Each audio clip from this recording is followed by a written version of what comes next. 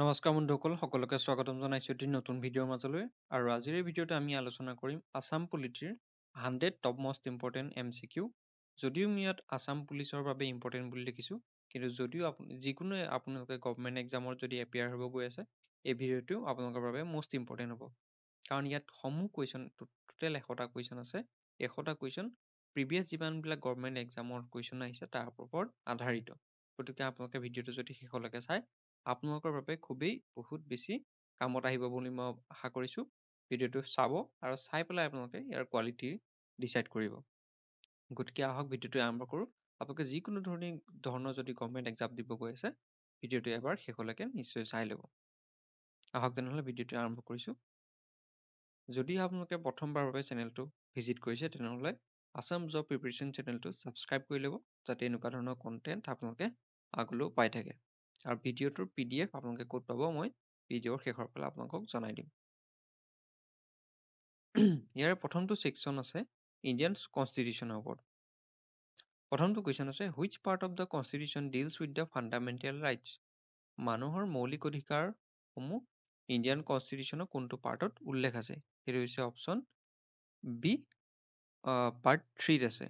Fundamental rights R covered in part 3 article 12 to 35, 12 পৰা 35 number আৰ্টিকলৰ ভিতৰত মৌলিক অধিকাৰসমূহৰ উল্লেখ আছে। তলত যিবিলাক কি পইণ্টছ দিয়া আছে আপোনালোকে এইবিলাক নোট কৰি ল'ব, বহুতেই বেছি ইম্পৰ্টেণ্ট হয়। Question number 2, which considered the architect of Indian constitution? Indian কনষ্টিটিউশ্যনৰ আৰ্কিটেক্ট বুলি কাক জনা যায়? অপশ্যন বিটো শুদ্ধ হ'ব, ডক্টৰ BR আম্বেদকাৰ। বাবা চাহেব আম্বেদকাৰ বুলি যাক আমি জানো। He chaired the drafting committee of the Indian constitution, known as the father of Indian Constitution. Indian কনষ্টিটিউশ্যনৰ পিতা বুলিও তেওঁক আমি জানো। Question number 3, how many fundamental rights are mentioned in the Indian Constitution? Indian Constitution total fundamental rights মৌলিক অধিকাৰ কেইটা আছে? অপশ্যন এটো শুদ্ধ হ'ব, 6টা। অৰিজিনেলি 7টা আছিলে, কিন্তু তাৰে ভিতৰত এটা এবলিছ কৰা হৈছে। বৰ্তমান সেই অধিকাৰটো আৰ্টিকল 308 সোমাইছে 1978ৰ সংশোধনৰ দ্বাৰা। কিহৰ কাৰণে এইটো উঠাই লোৱা হ'ল? ইয়াৰ আগলৈকে যিটো ভূমিৰ অধিকাৰ, মাটিৰ অধিকাৰ সকলোকে মৌলিক অধিকাৰ হিচাপে দিয়া হৈছিলে, কিন্তু চৰকাৰী কিছুমান ধৰক কাৰ্যপন্থা হাতত ল'বলৈ সেইটো এটা বাধাৰ সন্মুখীন হৈছিল, সেইবাবে এইটো উঠাই লোৱা হ'ল। ধৰক ৰেলৱে প্ৰজেক্ট আহিলে, ৰেলৱেৰ লাইন বিছাবৰ কাৰণে যদি মাটিৰ প্ৰয়োজন হয়, মানুহে নিদিওঁ বুলি ক'লে ল'ব পৰা নাছিলে। Question number 4, the directive principles of state policy are included in কোনটো পাৰ্টত DPSPক উল্লেখ আছে? সেইটো হৈছে অপশ্যন চি, পাৰ্ট 4ত আছে।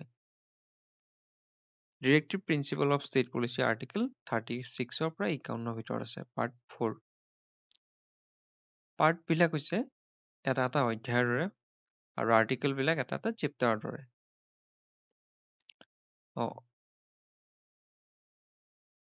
Question number 5, which article mentions the right to equality?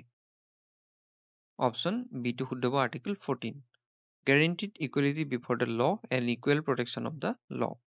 Question number 6, the President of India is elected for a term. ভাৰতৰ ৰাষ্ট্ৰপতি কিমান বছৰৰ কাৰণে সিলেক্ট কৰা হয়?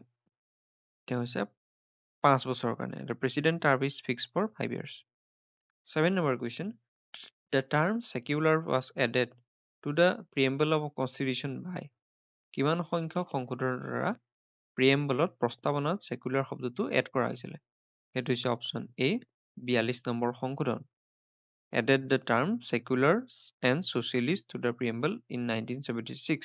আৰু এই যিটো সংশোধন 42 নম্বৰ সংশোধন 1976ত হৈছিল, ইয়াক মিনি কনষ্টিটিউশ্যন বুলিও জনা যায়। সেইটো আপোনালোকে মনত ৰাখিব। 8 number, the Supreme Court of India was established in Supreme Court of India কিমান চনত এষ্টাব্লিছ কৰা হৈছিলে? 1950 চনত। অপশ্যন বিটো শুদ্ধ হ'ব, 28 জানুৱাৰী 1950। 9 number, the Indian Constitution originally had how many schedules? ভাৰতৰ সংবিধানত টোটেল কিমানটা স্কেডিউলছ অৰিজিনেলি আছিলে? সেইটো আছিলে অৰিজিনেল 6টা। অপশ্যন ডিটো শুদ্ধ হ'ব, কিন্তু বৰ্তমান সেইটো বাঢ়ি বাঢ়ি 12টা হৈছেগে। 10 number, how many members can be the president nominated to Rajya Sabha? ৰাজ্যসভালৈ total কিমানজন সদস্য প্ৰেচিডেণ্টে নমিনেট কৰিব পাৰে? অপশ্যন বিটো শুদ্ধ হ'ব, 12জন। The president can nominate 12 members with expertise in special fields. Section B2 আহিছে Indian polity আৰু governance ওপৰত ইয়াৰ কুৱেশ্যনসমূহ আধাৰিত। Question number 11, the governor of a state is appointed by, এখন ৰাজ্যৰ গভৰ্ণৰক কোনে এপইণ্ট কৰে? সেইটো হৈছে অপশ্যন চি, the president. ভাৰতৰ ৰাষ্ট্ৰপতিয়ে তেওঁক এপইণ্ট কৰে according to article 155. 12 number, the Lok Sabha can have maximum of how many members? লোকসভাত আটাইতকৈ সৰ্বোচ্চ সংখ্যক কিমানজন সদস্য থাকিব পাৰে? সেইটো হৈছে অপশ্যন চি, 552 সংখ্যক। Maximum strength including 530 from states, 530 জন বেলেগ বেলেগ ৰাজ্যৰ পৰা, 20 ফ্ৰম ইউনিয়ন টেৰিটৰিজ, কেন্দ্ৰীয় শাসিত অঞ্চলৰ পৰা 20 জন, আৰু 2 জন নমিনেটেড হয়। তেওঁ প্ৰেচিডেণ্টে নমিনেট কৰা 2 জন, যিকোনো ফিল্ডৰ হ'ব পাৰে। 13, the Panchayati Raj was first implemented in, Panchayati Raj ব্যৱস্থা কেতিয়া প্ৰথমবাৰৰ বাবে বা কোনখন ৰাজ্যত প্ৰথমবাৰৰ বাবে লাগু কৰা হৈছিলে? সেইখন হৈছে অপশ্যন এ, ৰাজস্থান।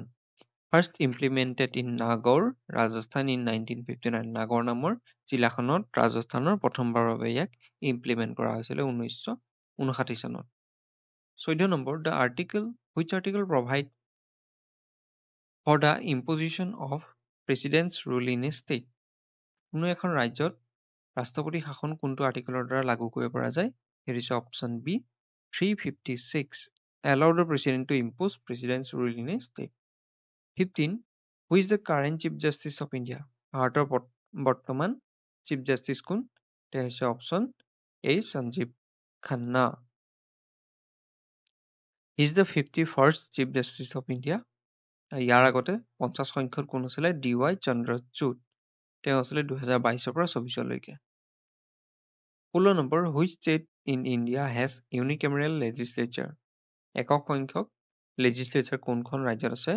অপশ্যন চিটো শুদ্ধ হ'ব, আসাম। বেছিভাগ ৰাজ্যতে ইউনিকেমেৰেল চিষ্টেমে আছে, য'ত বিধান পৰিষদ আৰু বিধানসভা এটাই থাকে যিকোনো। তাৰ ভিতৰত গোটেই ইণ্ডিয়াৰ ভিতৰত 6খন ৰাজ্যত 2টা পদ্ধতি আছে। সেইকেইখন ৰাজ্যৰ নাম তলত উল্লেখ আছে: অন্ধ্ৰপ্ৰদেশ, বিহাৰ, কৰ্ণাটক, উৰিষ্যা, তেলেংগানা আৰু উত্তৰ প্ৰদেশ। এই 6খন ৰাজ্যত বিধান পৰিষদ আৰু বিধানসভা 2টা আছে। 17, the term budget is mentioned in which of article of Indian Constitution? Indian Constitutionৰ কোনটো আৰ্টিকলত বাজেটৰ কথা উল্লেখ আছে? এইটো বহুতেই এটা ইম্পৰ্টেণ্ট কুৱেশ্যন, এইটো প্ৰায়ে আহি থকা দেখা যায়। অপশ্যন বিটো শুদ্ধ হ'ব, আৰ্টিকল 112, 112। ইয়াক আমি যিটো বাজেট, ইয়াৰ বিষয়ে উল্লেখ আছে এনুৱেল ফাইনেন্সিয়েল ষ্টেটমেণ্ট হিচাপে। গতিকে বাজেটৰ অন্য এটা নাম annual financial statement. 18 number, the first woman to become speaker of Lok Sabha. লোকসভাৰ প্ৰথম মহিলা স্পিকাৰ কোন আছিলে? তেওঁ হৈছে option B, Meira Kumar. Served as the first woman speaker from 2009 to 2014. 19 সংখ্যক question 19, which schedule of Indian Constitution deals with anti-defection law? Anti-defection law, option D টো শুদ্ধ হ'ব, 10th schedule ইয়াৰ উল্লেখ আছে। ইয়াক এড কৰা হৈছিলে 52nd amendment 1985 দ্বাৰা। Question number 20, the chief election commissioner of India is appointed by. Chief election commissioner কোনে এপইণ্ট কৰে? অপশ্যন চি হ'ব, the presidentৰ দ্বাৰা। According to article 324, the president appoints the chief election commissioner and other election commissioner. Next section, the general political knowledge. Question number 21, who is the first woman prime minister of India? তেওঁ হৈছে option এ, ইন্দিৰা গান্ধী। তেওঁৰ কাৰ্যকাল আছিলে 2টা, 1966 পৰা 1977 আৰু 1980 পৰা 1984। 22, Assam was granted statehood in. অসমক ৰাজ্যৰ মৰ্যাদা কেতিয়া দিয়া হৈছিলে? অপশ্যন চিটো শুদ্ধ হ'ব, 1956। Assam gained full statehood under the State Recognition Act. 23, who was the first chief minister of Assam in pre-India? তেওঁ হৈছে option C, Gopinath Bordoloi, known as the architect of modern India. আৰু মুহাম্মদ ছাদুল্লাহ, তেওঁ আছিলে first chief minister of Assam in British India. 24 number, which party is associated with the slogan গৰিবী হটাও? গৰিবী হটাও শ্লোগানটো কোনে দিছিলে? কংগ্ৰেছৰ দ্বাৰা দিয়া হৈছিলে এইটো ইন্দিৰা গান্ধী 1971ৰ কেম্পেইনৰ সময়ত। 25 number, right to information act came into force, যাক আমি RTI বুলি কওঁ চৰ্টত, এইটো কিমান চনত লাগু কৰা হৈছিলে? অপশ্যন চিটো শুদ্ধ হ'ব 2005ৰ পৰা লাগু কৰা হৈছিল, October 12, 2005। Next section, Indian polity and governance. 26 number question, which is the maximum age limit for a জাজ of the supreme court? Supreme কোৰ্টৰ জাজ হ'বলৈ মেক্সিমাম কিমান বয়স হলৈকে মানে কৰিব পাৰে, তেওঁৰ ৰিটায়াৰমেণ্ট এজ কিমান? সেইটো হৈছে option C 65 years। 27 number question, which article of the Indian constitution provide for the abolition of untouchability? অচ্যুত প্ৰক্ৰিয়াৰ কেতিয়া এবলিছ কৰা হৈছিলে, উঠাই লোৱা হৈছিলে? কোনটো আৰ্টিকলত ইয়াৰ উল্লেখ কৰা আছে? এইটো আৰ্টিকল হৈছে 17। এইটো প্ৰায়ে আহি থকা এটা কুৱেশ্যন। যিহেতু স্বাধীনতাৰ আগলৈকে ভাৰতৰ যিটো মানে ধৰক সমাজ ব্যৱস্থা আছিলে, তাত উচ্চ খাপৰ নিম্ন খাপৰ ব্যক্তিসকলক সমাজত পৃথককে ৰখা হৈছিলে। তেওঁলোকে যদি চোৱা মানে ধৰ ইখন সমাজৰ ব্যক্তি ইখন সমাজৰ টাচ কৰিব নোৱাৰিছিলে, অৰ্থাৎ লোৱাৰ খাপৰ ব্যক্তিসকলক সমাজত স্থান দিয়া নহৈছিলে। এইটো এবলিছ কৰাইছে আৰ্টিকল 17ৰ দ্বাৰা। আৰু আৰ্টিকল 18ৰ দ্বাৰা যিবিলাক টাইটেল আছে, যেনেকে আগতে স্বৰ্গদেউ তেনেকুৱা ধৰণৰ উপাধিসমূহ লৈছিলে, সেইটো আজিকালি ল'ব নোৱাৰে, সেইটো উঠাই দিছিলে। কিন্তু একচেপ্ট কৰা হৈছে মিলিটাৰী আৰু একাডেমিক ধৰক ডক্টৰেট ডিগ্ৰী তেনেকে ল'ব পাৰে, আৰু মিলিটাৰী লিউটেনেণ্ট, কামাণ্ডাৰ এনেকুৱা ধৰণৰ যিবিলাক টাইটেল এইবিলাকো ল'ব পাৰে। 28, the finance commission in India is কনষ্টিটিউটেড in every, কিমান বছৰ মূৰে মূৰে ফাইনেন্স কমিশ্যনক গঠন কৰা হয়? দিছ অপশ্যন চি 5 year। আৰু ইয়াৰ উল্লেখ কিমান আৰ্টিকল আছে? 280। 29, the vice president of India is elected by, vice president of India কোনে ইলেক্ট কৰে? অপশ্যন চিটো হ'ব both Lok Sabha and Rajya Sabha. Article 63 provide there shell B A vice president of India, আৰু আৰ্টিকল 66ত তেওঁৰ ইলেকশ্যনৰ বিষয়ে উল্লেখ আছে। Question number 30, the টেনিয়ৰ of the prime minister of India is, ভাৰতৰ প্ৰধানমন্ত্ৰীৰ কাৰ্যকাল কিমান বছৰ? এইটো শুদ্ধটো হ'ব নট ফিক্স, তেওঁৰ ফিক্স নাই কিমান বছৰৰ কাৰণে হ'ব পাৰে। যদি মেজৰিটি তেওঁলোকৰ হাতত থাকে, তেওঁ আকৌ প্ৰাইম মিনিষ্টাৰ হৈ থাকিব পাৰিব, আৰু মেজৰিটি যেতিয়াই গুচি যাব তেওঁ কাৰ্যকাল শেষ হৈ যাব। অৰ্থাৎ কাৰোবাৰ কাৰ্যকাল চলি থাকোঁতে যদি তেওঁৰ কনফিডেন্স হেৰাই যায়, তেতিয়াহ'লে ধৰক তেওঁলোকৰ ৰাজ্যসভাৰ যিমান ধৰক সদস্য আছে, তেওঁৰ ফালে যদি ভোট নকৰে তেওঁৰ পৰা, তেতিয়াহ'লে তেওঁ প্ৰধানমন্ত্ৰী পদৰ পৰা পদত্যাগ কৰিব লাগিব। 31st question, how many high courts are there in India? ভাৰতবৰ্ষৰ বৰ্তমান কিমান হাই কোৰ্ট আছে? অপশ্যন চিটো শুদ্ধ হ'ব 25। 32, who appointed chief minister of a state? Chief minister এজনক কোনে এপইণ্ট কৰে? অপশ্যন এটো শুদ্ধ হ'ব, অপশ্যন বিটো শুদ্ধ হ'ব দ্য গভৰ্ণৰ, অৰ্থাৎ ৰাজ্যপালে এখন ৰাজ্যৰ মুখ্যমন্ত্ৰীক এপইণ্ট কৰে। 33, which schedule of Indian constitution deals with the official language? Official language কোনটো স্কেডিউলত লিখা আছে? এইটো হৈছে অপশ্যন চি 8 স্কেডিউলত। টোটেল 22টা অফিচিয়েল লেংগুৱেজৰ বিষয়ে ইয়াত উল্লেখ আছে, তাৰ ভিতৰত 11টা ক্লাছিকেল লেংগুৱেজৰ বিষয়ে আছে, আৰু 11টাৰ ভিতৰত বৰ্তমান লেটেষ্ট হৈছে আছামিজ, বেংগলী, পালি, প্ৰাকৃতিক, এটা 2024 চনতে দিয়া হৈছে। 34, the power to amend the constitution lies with the, আমাৰ ভাৰতবৰ্ষৰ সংবিধানক সংশোধন কৰাৰ পাৱাৰটো কাৰ হাতত আছে? এইটো পাৰ্লিয়ামেণ্টৰ হাতত আছে। 35, the first law minister of India was, ভাৰতবৰ্ষৰ প্ৰথম ল মিনিষ্টাৰ কোন আছিলে? তেওঁ আছিলে option A doctor BR Ambedkar. Rajkumari Amrit Kaur was the first health minister of India, and Maulana Abul Kalam Azad was the first education minister of Assam. এই দুটা মহত্বপূৰ্ণ মনত ৰাখিব। নেক্সট সেকশন হৈছে Assam specific political knowledge 36 question the Assam accord was signed in Assam accord কেতিয়া চাইন কৰা হৈছিলে 1985 option ডিটো শুদ্ধ হ'ব 15 আগষ্ট 1985ত অসম চুক্তি স্বাক্ষৰ কৰা হৈছিল 37 দ্য বড়োলেণ্ড টেৰিটৰিয়েল ৰিজন তাক বিটিআৰ বুলি কওঁ ৱাজ এষ্টাব্লিছ ইন কিমান চনত এষ্টাব্লিছ কৰা হৈছিলে অপশ্যন বিটো শুদ্ধ হ'ব 2003 Bodoland territorial region was establish under the 6th schedule 6 number দফাত কেইখনমান ৰাজ্যৰ নাম আছে এই 4খন ৰাজ্যৰ নাম হৈছে আসাম মেঘালয় ত্ৰিপুৰা আৰু মিজোৰাম এইকেইখন ৰাজ্যক স্পেচিয়েল প্ৰভিজন দিয়া আছে তেওঁলোকে নিজৰ ৰিজনৰ কাৰণে কিছুমান শাসন ব্যৱস্থাটো নিজৰ হাতত কিছুমান ক্ষমতা থাকিব 38 Kaziranga national park is located in which district of Assam কোনখন জিলাত কাজিৰঙা নেশ্যনেল পাৰ্ক অৱস্থিত হৈছে অপশ্যন ডিটো শুদ্ধ হ'ব বোথ বি এণ্ড চি অৰ্থাৎ গোলাঘাট আৰু নগাঁও দুইখন জিলাতে কাজিৰঙা নেশ্যনেল পাৰ্ক আছে যদিও ইয়াৰ শোণিতপুৰৰ লগত বাউণ্ডাৰী শ্বেয়াৰ কৰে কিন্তু শোণিতপুৰ ডিষ্ট্ৰিক্টৰ ভিতৰত ইয়াৰ অৱস্থান নাই 39 which political party was formed as a result of the Assam movement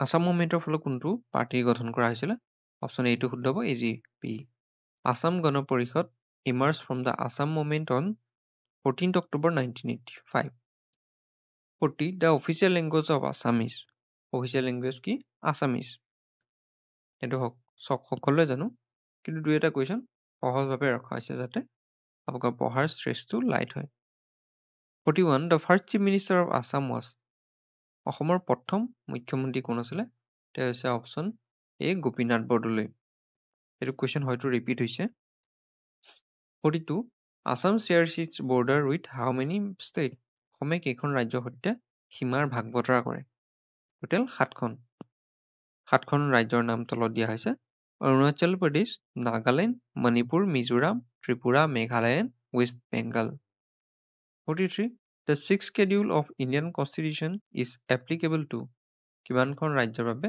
six স্কেডিউলটো applicable হয় আপোনালোকক আগতেই মই ইয়াত দিছোৱে এই ৰাজ্যকেইখনৰ নাম হৈছে আসাম মেঘালয় ত্ৰিপুৰা আৰু মিজোৰাম ATMM ইয়াত মনত ৰাখিব এমটোৱে মণিপুৰ নুবুজায় মেঘালয় মিজোৰাম বুজায় গতিকে অপশ্যন এইটো শুদ্ধ হ'ব আৰু এই ছিক্স স্কেডিউলৰ দ্বাৰা তেওঁলোকক বিশেষ অধিকাৰ দিয়া হয় অট'নমাছ কাউন্সিল গঠন কৰিবৰ বাবে 44 When was the NRC first prepared in Assam?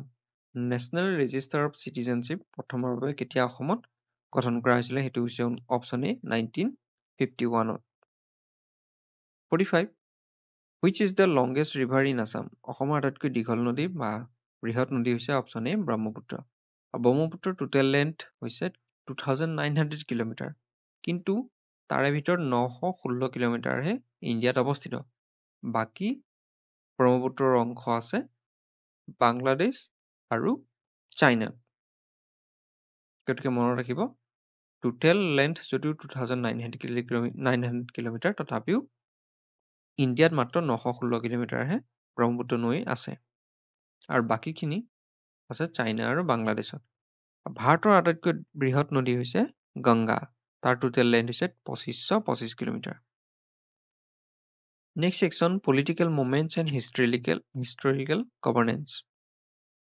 46. The civil disobedience movement was started in. কিমান চনত civil disobedience movement start হৈছিলে 1930 চনত আইন বিৰোধী আন্দোলন এইটো দাণ্ডি মাৰ্চৰ পৰা start হৈছিলে 47. The Simon Commission was boycotted because Simon Commission কিয় বয়কট কৰা হৈছিলে কিয় অমান্য কৰা হৈছিলে ইয়াৰ কাৰণটো হৈছে চাইমন কমিশ্যনৰ এজনো ইণ্ডিয়ানক স্থান দিয়া হোৱা নাছিলে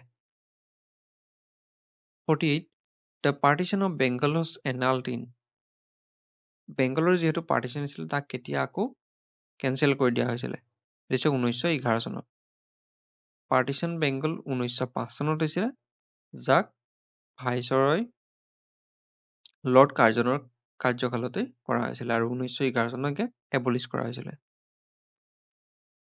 49 Who was the viceroy during Quit India movement Bharat ত্যাগ আন্দোলন সময়ত ভাইচৰয় কোন আছিলে তেওঁ আছিলে লৰ্ড লিনলিথগো 1942 চনৰ সময়ত।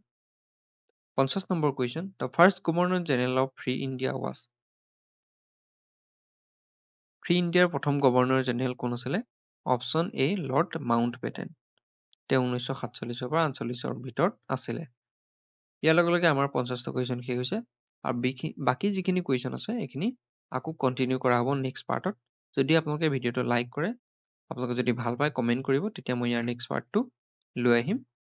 আৰু যদি আপোনালোকে ভিডিঅ'টো চাই ভাল পাইছে, নিজৰ বন্ধুবৰ্গৰ সৈতে শ্বেয়াৰ কৰিব আৰু পৰৱৰ্তী এনেকুৱা ভিডিঅ'সমূহ চাই থাকিবৰ বাবে চেনেলটো ছাবস্ক্ৰাইব কৰি ল'ব।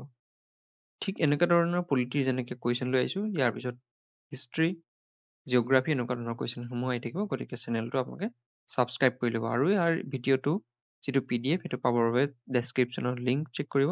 তাত মোৰ টেলিগ্ৰামৰ লিংক দিয়া থাকিব, তাত জইন কৰিব আপোনালোকে ইয়াৰ PDFটো ল'ব পাৰিব। গতিকে ভিডিঅ'টো সম্পূৰ্ণভাৱে চোৱাৰ বাবে ধন্যবাদ।